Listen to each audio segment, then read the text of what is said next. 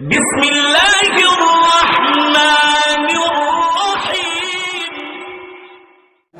হযরত আইয়ুব নবী রহিমা বিবি প্রেম করিয়াছিল তারাই দুজনে। হযরত আইয়ুব নবী রহিমা বিবি প্রেম করিয়াছিল তারাই দুজনে।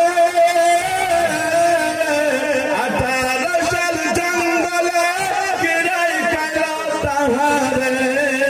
18 সাল জঙ্গলে কিরাই কাইলো তাহারে। তবু না সারিল